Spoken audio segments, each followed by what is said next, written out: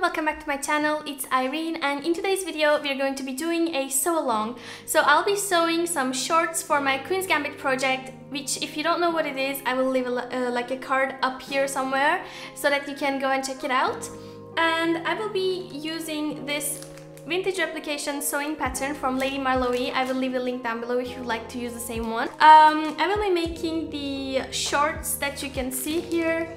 I already made some mock-ups for it and it turned out super lovely. The fit and everything was so nice. I will be using this fabric with it. This is a Liberty Tenelon cotton in the color ochre. It's plain and very nice, silky, and has a nice drape for the shorts. I will also link that down below if it's still available. I hope that this turns out well. This is my first time filming a sew along, so I might not make it perfect. If you have any suggestions, let me know down below, and I hope you enjoy this video. Let's go!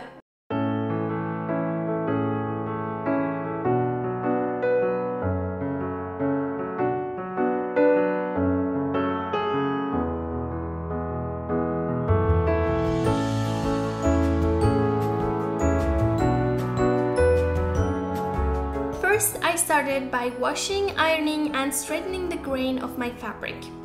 Then, I placed my sewing pattern pieces on top of it, carefully checked the grain line, and pinned them. I carefully cut the pieces using my ruler cutter.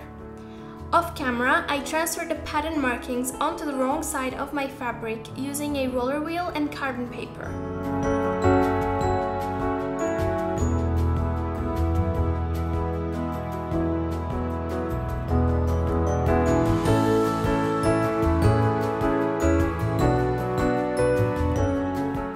Started sewing, I also interfaced the belt with a steaming hot iron. Using another fabric, I protected my iron from the glue and my ironing board as well.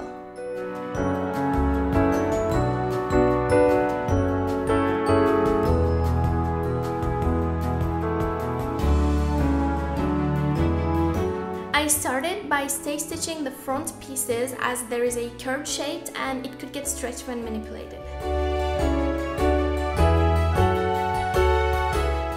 I then sewed them together all the way.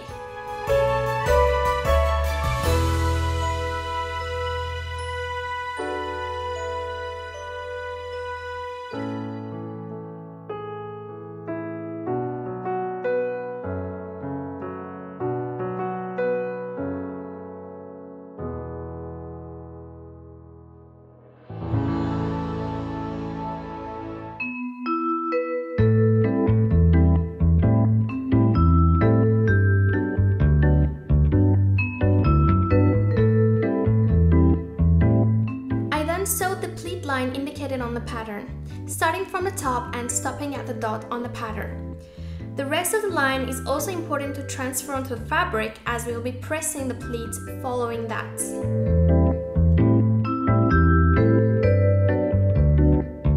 Then I went ahead and sewed the side front pieces.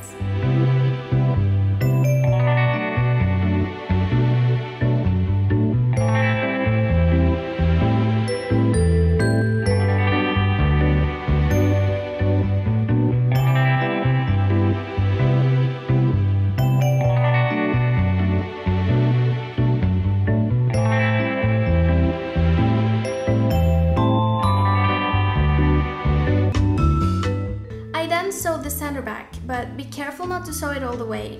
The top needs to remain open for the zipper to be inserted. I spaced out and did that and had to unpick and redo it. Just like before, create your pleat by pressing with your iron. Since this is the back opening, unlike the front, the pleat will be held in place by the waistband. There won't be a pleat stitch. I then sewed the side back pieces.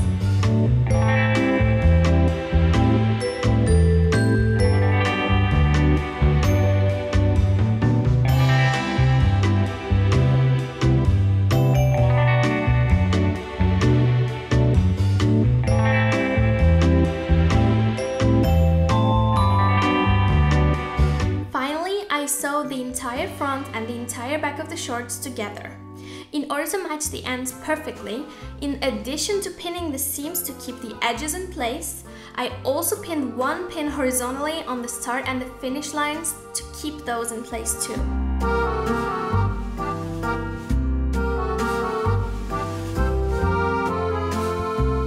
So let me explain what I've been doing until now. So this is how far we are. This is the back, so this is a zipper opening, and the pleats are supposed to go this way. So one side, folds under, and here it folds under, and it creates a nice pleat here. And this pleat is going to be, blocked in its place when we sew the waistband and hem the hems together.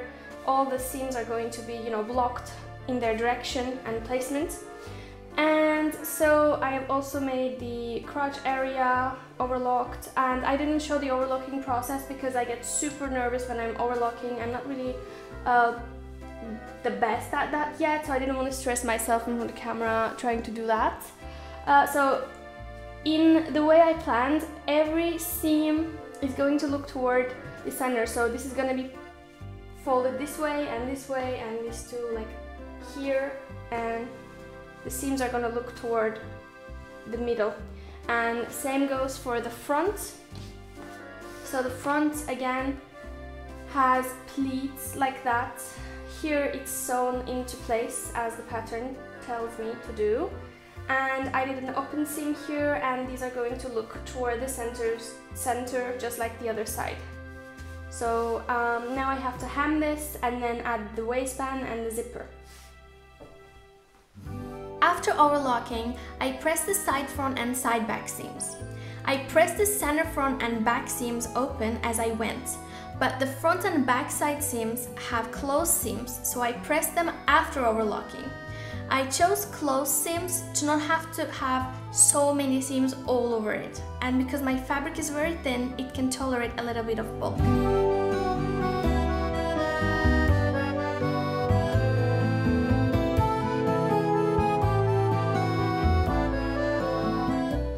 I then attach the waistband after very carefully pinning it, making sure to sew the seams towards the right direction.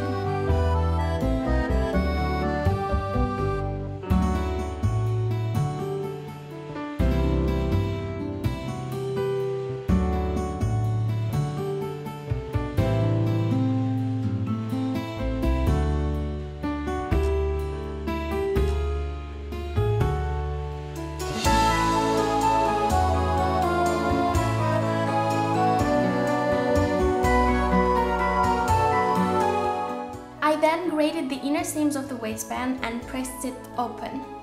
I pressed the waistband in half, following the pattern markings. I also pressed the seam allowance under. I always transfer the fold and seam allowance markings of waistbands, as this helps me be more accurate.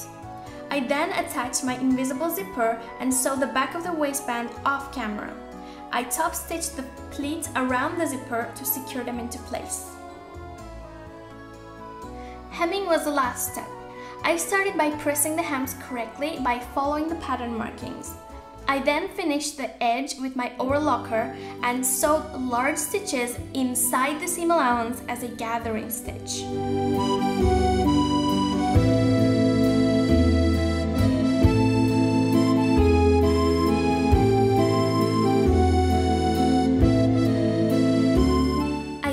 To my ironing board and pulled the threads from one side of the hem.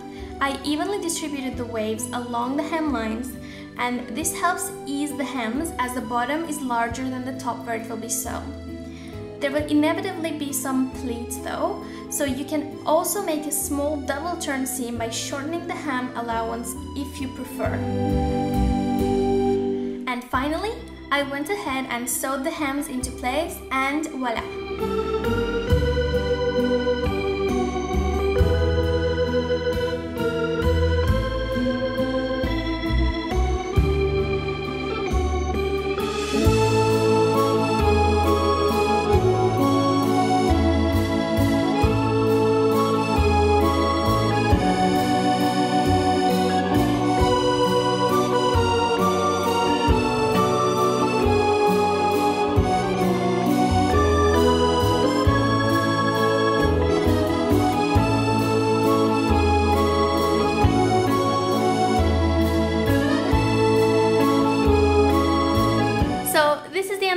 video, guys. I really hope you enjoyed sewing with me. If you did, remember to give this video a like, comment below, and subscribe to my channel. It really supports my channel.